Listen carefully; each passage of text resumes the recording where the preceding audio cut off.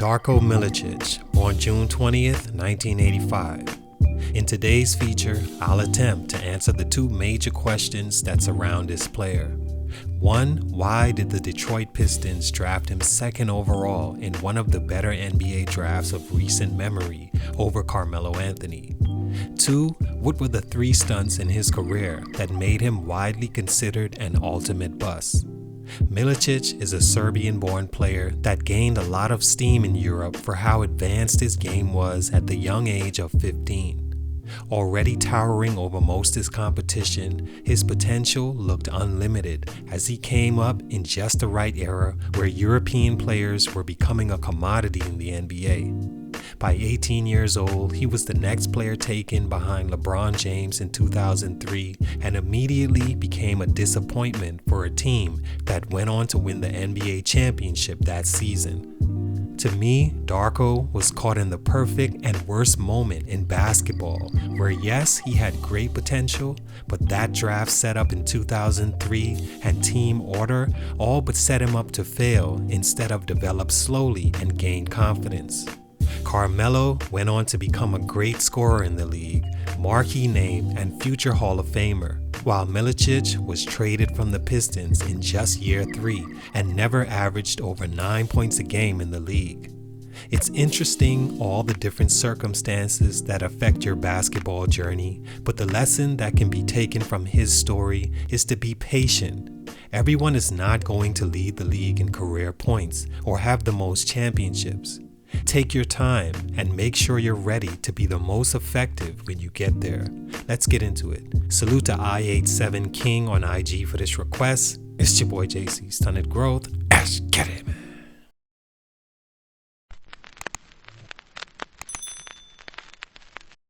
The 2003 draft, the Detroit Pistons.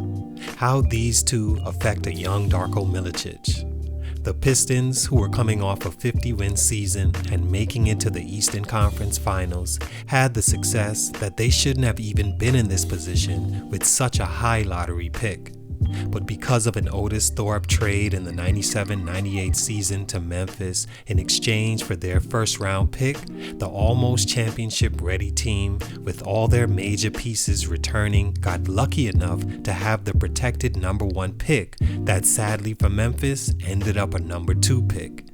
Now in position to make their team even stronger by implementing a small addition to fill a leak in the ship, they were supposed to have one of the surest draft success that year.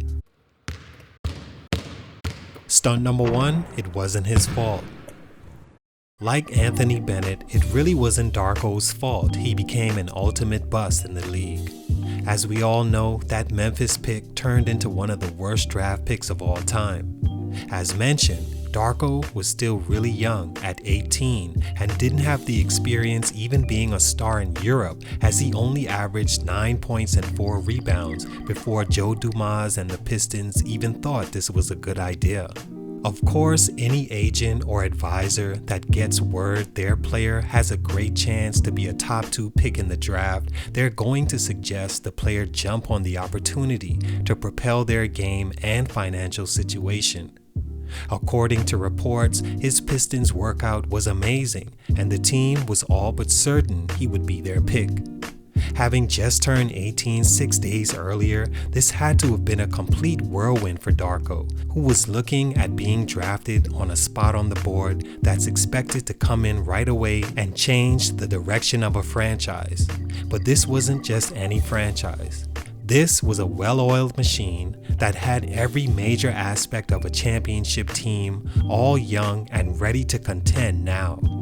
There really was only one hole to fill, and that's being Rasheed Wallace's successor, with he and Ben being the oldest of the starters. Wallace, a 4-time Defensive Player of the Year, so there's no replacing him.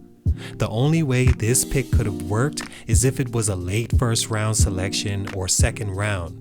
Anywhere but the number 2 pick behind LeBron, before Carmelo, and what's slept on, before D. Wade, and most importantly, Chris Bosh, who they should have taken if needing a power forward center to replace Sheed. Had he been taken 30th or 47th, he would have either developed into at least Zubac or flame out, and no one would even remember him to call him a bust in the first place. I mean, ever heard of Slavko Vranjes? Well, he's also a 7-foot Serbian in the same draft that played 1 game for the Trailblazers, took 1 shot, and never scored a basket in the league. Was he a bust? Well, nobody cares. In all honesty, the Pistons did the right thing not taking Melo, and Detroit fans, along with Melo fans, should be happy this didn't happen. Melo just didn't fit what the Pistons had, who were already on the cusp of winning. Rip Hamilton, who was a scorer off the screens, Melo having an ISO style would have hindered that. Chauncey Billups, who was a slow, methodical point guard that excelled at running the team and directing the offense, would be hindered as well by Melo's style of offense run through him first and ability to bring the ball up. Tayshaun Prince was in year 2 and looking like the perfect defensive stopper with his wingspan and size.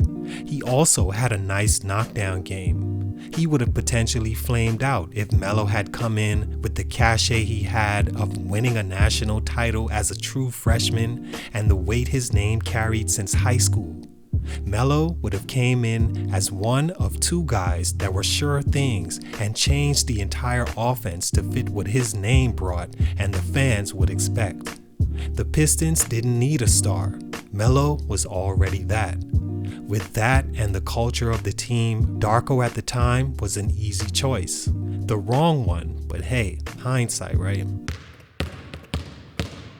Stunt number 2, opportunity.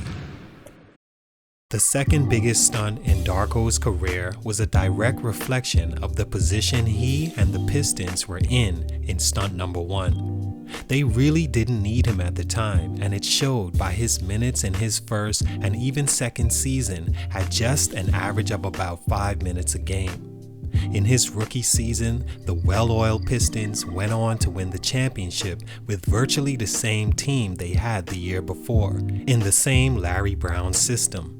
This was a gift and a curse for Darko, who didn't get the opportunity to develop, but because he and the team winning that way, he was almost certain not to get minutes in year 2 in the Pistons' attempt at back-to-back.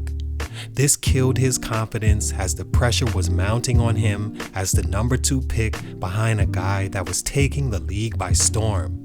Obviously, if so much talk is about LeBron and his success after being taken number 1, the next question would be, well, how's the number 2 pick doing? It takes a certain strength mentally to deal with those expectations, and Darko simply wasn't fit, ready, or had the opportunity to develop into that. Had the Pistons taken Melo, they almost as certain wouldn't have won the championship that year, seeing as Tayshaun Prince was key in the finals defending Kobe, and Melo, being the offensive bull he is, may have been a liability and cost the team the title. I think it was the right logic for Joe Dumars and staff to avoid a Melo takeover. They just got the wrong big.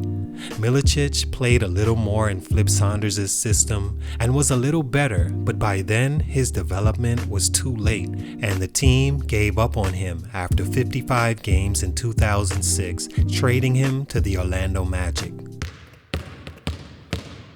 Stunt number 3, labeled. The third stunt in Darko's career that made him an ultimate bust could be attributed to a few things. Maybe he just wasn't that good. Maybe his game was better suited for play in Europe. Maybe the culture shock of playing professionally in a country like America was too much for him. But I think the most likely reason is because of everything that transpired in his career, from being that high of a pick in front of a few guys that by his time in Orlando were NBA All-Stars and had clear shot at future Hall of Fame, to not playing and having a chance to develop correctly, to being traded and taking such a huge confidence and name hit. This altogether labeled him and his potential as a mistake, and teams from then on treated him as such, with lack of plays called for him and minutes he'd need to be successful.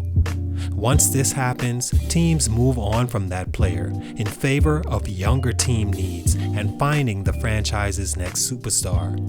He'd be signed by Memphis after Orlando reneged their offer, was plagued by injuries in his time there before being traded to the Knicks, then Minnesota before being amnestied. After one game in Boston in 2012-13, he retired from the NBA and went on to becoming a kickboxer and farmer.